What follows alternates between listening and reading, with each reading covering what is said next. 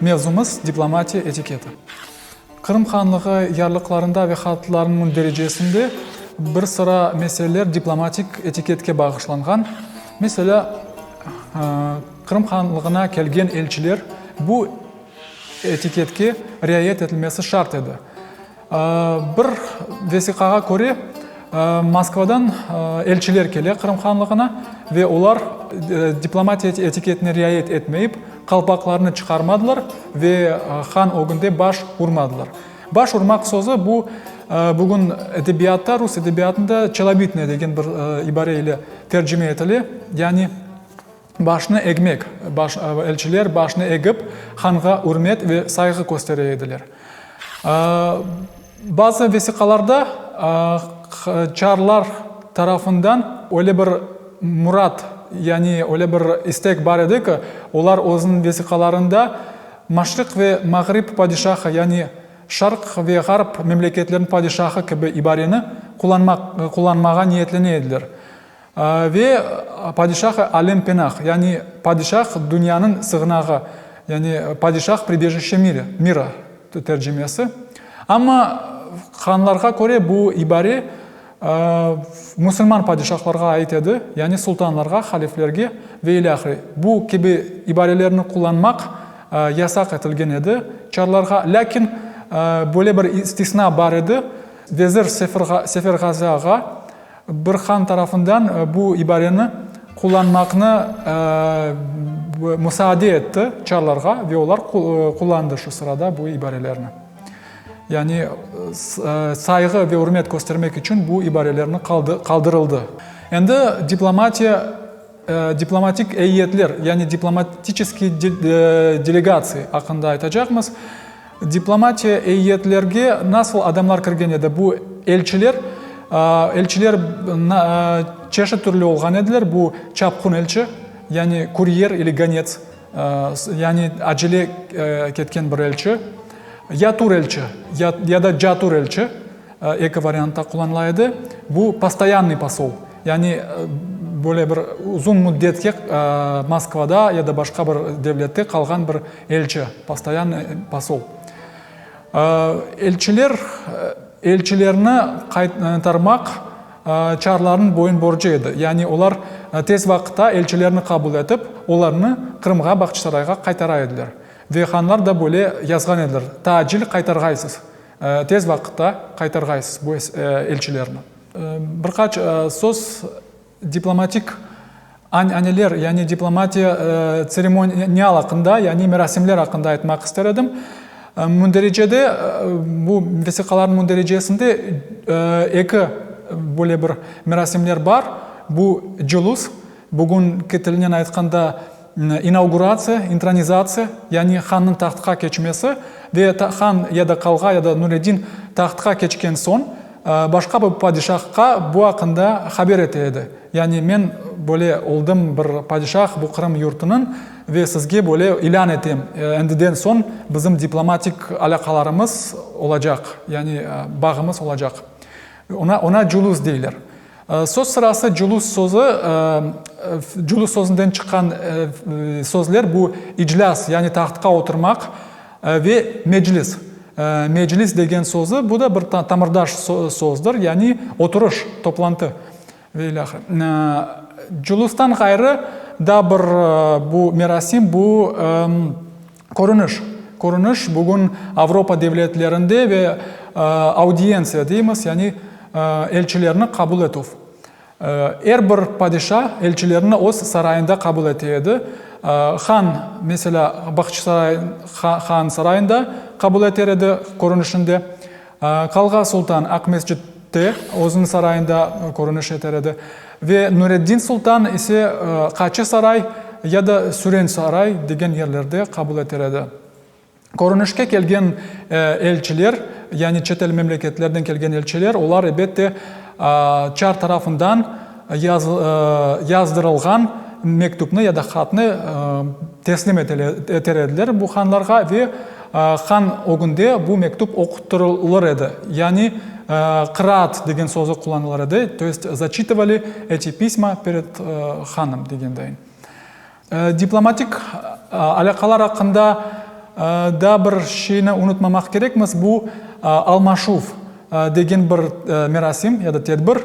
Алмашув рус менбаларда, рус тарих менбаларда бұна размен дерлер. Яғни екі тараф елчілер бір ерде көрішер еділер ве бір тараф хазинені теслим етер еді, башқа тараф есе хазинені қабыл етер еді. Яғни принятие казны с другой стороны. Елчілер анлашма етер еділер бір ве бірлікте олар мектуплернен алмашыр еділер, обмен документами. Бөле бір алмашув ерлері бар еді, бұлардан бірі бұл Валуйка деген ер, Валуйка қалесі деледілер. Бүгін Россияда Белгородская область деген ерде ерлешкен бір ердір. Анда олған, ве анда чоқ весиқаларда бұл ат кече, яғни Валуйка ері. Азақта да, сон заманларда да Азақ қалесінде де алмашу болған еді, яғни онды 18-ші ғасырда бөле бір ерлі. Весиқаларда да бір нелер анлашмазлықлар ақында сөз кетер еді. Бұл падишаларының өз үкімі altında olған адамларны контроль етмесі, яғни тәртіп етілмесі. Яғни мисал үшін Москва девлетінің үкімі altında таң қазақлары яда бүгін Донский казаки дер едік, олар бар еді ве олар чоқ салаларда Қырымға үжім етер еділер. Яғни бұл гемілер или Қырым яда топрақларына, яда Османлы девлетінің топрақларына үжім етіп, андакі ерлеріні харап етер еділер. Яғни шейлерінің малларыны қырсызлар еділер ве бұл сырада Қырым ханлары Москва девлетінің үкімдарларына хабердар етер еділер ве айтар еділер бұл адамларыны өз заптыңызға алғайсыз, яғни өз үкіміңізге алғайсыз, контроль еткейсіз дегендейін. Бір sıra весиқаларда Москва девлетінің өзі қазақтардың топрақларына да қол тартқаны яда аскер чеккені ақында айтыла. Өзі қазақтары бұл Приднепровский казаки, Запорожский казаки ве Москва девлеті о заманларда шу өзі қазақтарының топрақларыны алмақны істер еді ве бұны көзде тұтар еді. Ләкин Қырым ханлығы өзі қазақтарының топрақларыны Полония девлетінің топрақлары деп сая еді, яғни Реч Посполитая девлетінің топрақлары. Енді бір қач сөз Қырымға кетірілген, yollanılған бақшышлар, әдиелер ақында айтмақ істер едім. Бір sıra весиқаларда қиметлі бақшышлар ақында айтыла, олардан бұл құшлар да бар еді, яғни Mesela bu Qarçığa ve Şunqar деген құшлар. Şunqar ve bu Şahindir, yani Sokol. Sokol Qarçığa Rusçası кречет. Олар пек böyle мақтанылған ve güzel bir құшлар еділер ki, hatta Osmanlı Sultanı da өзіне böyle bir құшлардан peyda etmek ister еді ve ханларға да bu ақында müracaatта bulunған. Yani o kadar güzel құшлар бар екен, бұларны да біздерге Москва девлетінің тарафынан yollanılsın. Başka şeylerden yollanılған Қырымға şeylerden bu elbette Kurktır, yani Пушнина, Мех дейміз, bu Самур, Соболь, Сусар, Зердева, Куница, Сенджап, Белка, Ас, Горностай ve iляхры. Қара тілкі пек böyle bir bağlı ve pek kıymetli bir şey sayılgan еді ve bir mektupінде ханлар чарларға rica etkенлер оларыны Қырымға yollanılması hakkında. Lakin çarlar айтар еді ki bu қара тілкі қалмаған Rusya ormanlarında ve оларыны pek қиын зор қыдырмаға ve tapmaға böyle bir нелерін, айванларын күркіні ve iляхы. Яғни Қырымға да хазине юланылған, хазине бұл ақша хазинесі болған, бұл пара хазинесі. Оның үшін хан сарайында да хазинедар башы деген бір вазифе бар еді, яғни старший казначей, главный казначей дейміз оға. Хазине ішінде тиішлер де бар еді, тиіш. Бүгін бұл сөзіні тариф еткенімізде бұл бір инсанға тиген шейдір, яғни тиген удел или то есть то, что давалось конкретно какому-то человеку. Бір инсанға тиген шейдір. Бұл Қалға сұлтан олсын, Нуреддин сұлтан, везір олсын, хан сүлелесінің азалары, яғни ханның апайлары олсын, анасына валиде сұлтанға йоланылған шейлер ве илахы. Атта хан сарайда çalışқан қызметкарларға да, қызметшілерге yollanılған шейлер. Олардың арасында чешет түрлі қызметкарлар бар еді. Бұл ақтачы бей, бұл старший конюх дереділер оға, бұл шербетчі башы, яғни татылықлар берген бір инсан, қызмет еткен инсан ве илахры. Олардың епсілерінің адлары да кече бұярлықларда. Башқа нелерден, кетірілген шейлерден біз селам деген бір нені вергіні қайд етмек мүмкін. Селам, яғни шөйле де язайдыр ханлар өз мектебінде. Сіз бізге селам көндермедіңіз. Яғни селам бұл бөле бір селамлашма емде бір бақшыш оларақ манасында келейді. Емде мұбарекбад деген бір құланылайды.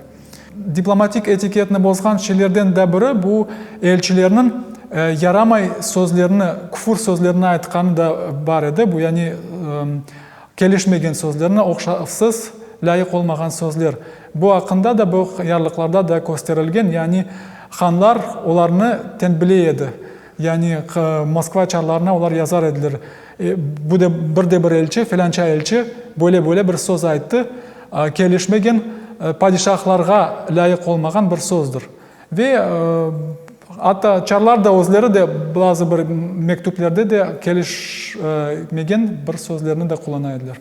Мерақлы бір факт, бұл елшілерінің Қырымға келгенде маршруты, яғни yolu nasıl келейділер олар. Башта елшілер әбетте Қырым ханығының падишаның сарайында, яғни ханның сарайында қабыл етілген соң, олар соңра Қалға сұлтан сарайына кетер еділер, яғни Ақмесжитке. Ақмесжиттен соңра олар әмді Нуреддин сұлтан да сарайына келе еділер. Әмді бөле тертіп де сақланайды. Мысалы үшін, егер хан yolласа бір мектуп, бір ярлық, яда бір хат бұл Москва девлетіне, оның артындан Қалға сұлтан yolлайды. Яғни мұндарежесіне шөле дереді. Хан азіретлері, ағачамыз сізге yolлады бөле-бөле бір мектупны. Енді біз де yolлаймыз сізге бұл мектупны. Ханның сөзі, біздіңкі сөзіміз ханның сөзінен бір келе, ве сіз ханның сөзлеріне riayet еткейсіз, ве амел еткейсіз, яғни оның итаат еткейсіз. Қалға сұлтанның артындан есе Нуреддин сұлтан yolлар еді мектуплеріне. Яғни бір-бірінің артындан бұл мектуплер кетер еділер Москваға, ве бір мектуп tekrarlar еді, яғни евелкі мектуплерінің дәрежесіне бөле бір шекілді. Да бір тертіп, о вақытта олған тертіп, бұл Москвадан келген елші біріншіден Бақчы сарайға келер еді, соңра Истанбулға. Яғни бөле доғырдан-доғыры Москвадан Истанбулға кетмек, бұл бір тертіпні бозмақ бір шей сайылар еді. Яғни бұл да қайд етілген еді бұл мектуплерде. Оның үшін, яғни статусқа көре, мәртебесіне көре, башта елшілер Бақчы сарайға келер еді. Бақчы сарайдан соңра оларының yolu доғырдан-доғыры Истанбулға açılар еді. Орта асырлар пек қарсамбалы бір девірдір. О вақытлары әбетте Қырым ханлығы башқа девлетлерінен бағыларыны қавилештірмек ниетінде еді. Оның үшін Қырым ханлығындан елшілер әйеті башқа мемлекетлерінің пайтақтыларына кеткен еді. ve bu maqsad ile bu diplomatiya bir alet olarak sayılgan edi. Yani bu devletlerinin dostluğunu, birligini da pektirmek için kullanılgan bir alettir. Ve bütün bu cenklerge, anlaşmamazlıklarga baksak da hanlar özünün meramında, yani özün niyetlerinde böyle bir diplomatik bir devlet olarak, yani güzel münasebette olgan bir devlet olarak özlerini göstermeye tırışa ediler.